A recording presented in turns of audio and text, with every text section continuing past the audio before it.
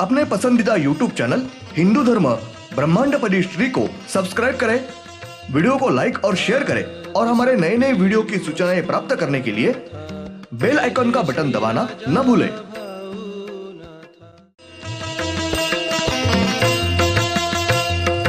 आरती सप्रेम मस्को बाना था, जय जय श्री राजा भाऊनाथा।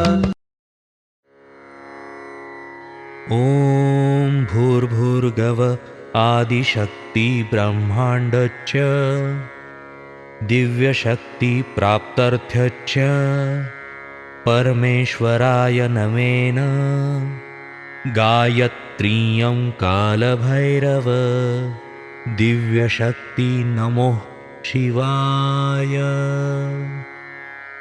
ब्रह्मांडपदी श्री सप्तशक्ती महाग्रंथ, ब्रह्मांडपदी श्री सप्तशक्ती महापंथ। सत्य हाच धर्म, जसा खवळलेला समुद्र, जसा पूर्ण आकाश, जसा सूर्य, तसा मी। शिवोहम। पिछले यानी भाग 80 में हमने देखा अर्धनारी नटेश्वर, इनका निवास बहुत ही कम हद तक कम होने के बाद नवग्रहों पर, कुछ ग्रह पर की मानव जीव सृष्टि खत्म हो गई है, फिर ऊपर नहीं आ सकी है। और ब्रह्मांड में जो 10 ग्रहों की पृथ्वी है, वहां के नवग्रहों के पहले ग्रह के ऊपर श्री अर्धनारी नटेश्वर, इनका निवास शुरू होने के बाद वहां के 10 ही ग्रह पर बांझ रूपी मानव बस्ती निर्माण हुई है। उनकी वंश परंपरा शुरू है।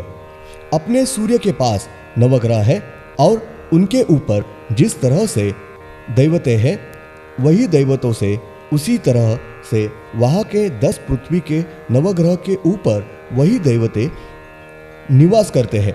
ब्रह्मांड में अपना सूर्य है, उनके ऊपर हर वर्ष एक निश्चित अवधि में कुछ हद तक बारिश होती है। सूर्य के पास, सूर्य के माथे के ऊपर नवग्रह में कुछ ग्रह जाते हैं, तब सूर्य के ऊपर बारिश होती है। और चंद्र यह ग्रह सूर्य के माथे के ऊपर जाता है, तब सूर्य के ऊपर बड़े पैमाने पे बारिश होती है। अपनी पृथ्वी जब सूर्य के ऊपर जाती है, तब सूर्य ये पृथ्वी पर के मानव को नीचे दिखाता है और सूर्य ये अपने को अपने माथे पर ही दिखता है। अब भाग 81। हर साल सावन महीने में पूरे महीने में पृथ्वी ये सूर्य के ऊपर होती है, तब भी सूर्य के ऊपर बारिश गिरती है। साथ ही सावन महीने में सावन शुद्ध अष्टमी, इस दिन पृथ्वी ये दिन भर सूर्य के ऊपर मध्य भाग में होती है।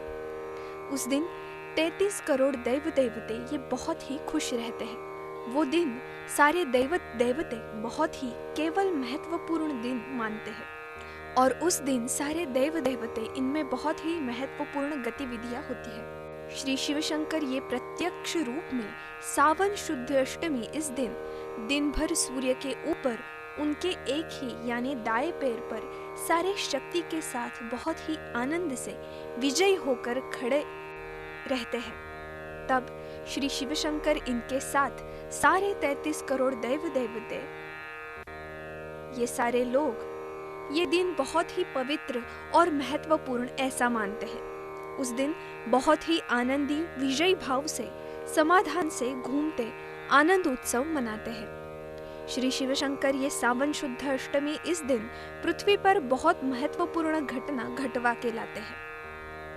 सारे देव देवतों के दृष्टि से ये दिन बहुत ही पवित्र माना जाता है।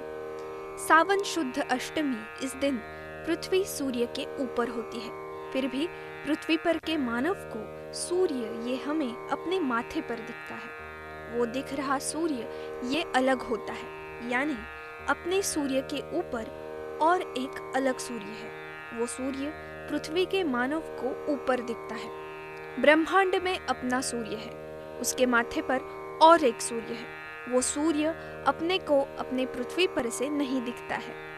अपने सूर्य के ऊपर जो सूर्य है, उसके पास अपने जैसे नवग्रह के अन्य ग्रह, साथ ही चंद्र भी है। वहां के सूर्य की जो पृथ्वी नाग रूपी मानवों की बस्ती है, अपने सूर्य के ऊपर जो सूर्य है, उस सूर्य के ऊपर श्री काल भैरवनाथ इनका प्रमुख अवतार, श्री चरपटीनाथ इनका अवतार, श्री शेषनाग इनका वास्तव्य है। श्री चरपटीनाथ ये खुद श्री शेषनाग इनके रूप में वहां निवास करके वहां की पृथ्वी पर कारोबार संभाल रहे हैं। उनके वर्चस्व के नीचे वहां का कारोबार सुचारू रूप से चल रहा है। हम उपलब्ध हो रही जानकारी जिस तरह से हम लिख कर रख रहे हैं, उसी तरह से वहां भी उपलब्ध हो रही जानकारी वे लिख कर रख रहे हैं। 30 दिसंबर 95 शनिवार। अपना जो सूर्य है, उस सूर्य के ऊपर और एक अलग सूर्य है, और वहां के सूर्य के पृथ्वी पर नाग रूपी मानव रह रहे हैं। सारे पारकर के जाति धर्म के नाग है। वहां के पृथ्वी पर अन्य जाति के प्राणी कम मात्रा में है। वहां के नाग रूपी मानव है, उनके शरीर पर अलग अलग कुल 2 चेहरे हैं। शरीर एक ही है, पहला चेहरा पुरुष और दूसरा चेहरा श्री मानव ऐसा है। अपने पृथ्वी पर मानव का जैसे चेहरा है, बिल्कुल वैसा ही बिल्कुल वहां के मानव का चेहरा है। वहां के हर एक नाग को और नागिन को अपने जैसे बिल्कुल वैसे 2-2 चेहरे हैं। हर के शरीर एक और चेहरे 2, लेकिन अलग अलग ऐसे चेहरे हैं। अपने पृथ्वी पर नाग जैसे जमीन पर रेंग कर चलते हैं, साथ ही वहां के नाग ये जमीन पर रेंग कर चलते हैं और आकाश में हवा में उड़ते हैं।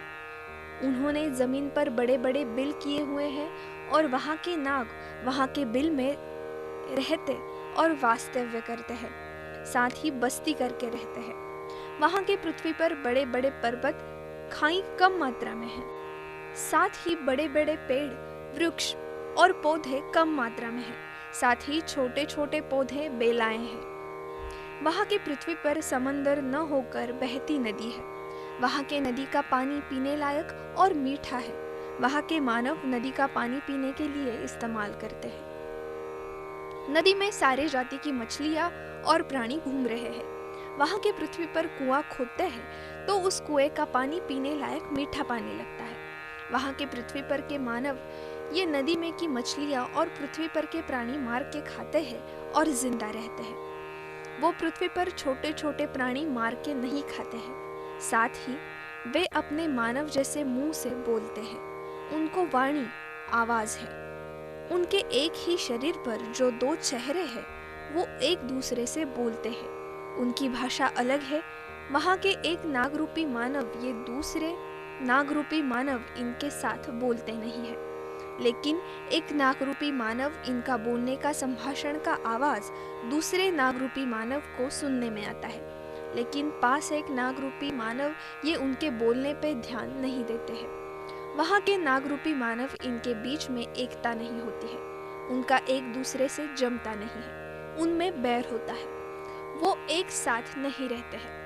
हर एक जाति के धर्म के नाग ये अलग अलग बस्ती करके रहते हैं। उनमें अलग अलग जाति और धर्म है। उनका एक दूसरे के धर्म के साथ जाति के साथ पटता नहीं है। वे एक दूसरे के साथ बैर कर एक दूसरे के जाति धर्म के लोगों पर हमला करते हैं, लेकिन वे जानलेवा हमला नहीं करते हैं। वे एक दूसरे की जान नहीं लेते हैं। धन्यवाद। अगले यानी भाग 82 में हम देखेंगे वहां के नागरूपी मानव ये बहुत ही होशियार, बुद्धिजीवी, चालाक ऐसे हैं, और वहां के मानव ये सारे धार्मिक विधि के साथ विवाह समारोह मनाते हैं। 2 अलग अलग नाग शरीर इनके यानी एक नाग मानव और दूसरा नाग मानव इनका विवाह हो रहा है।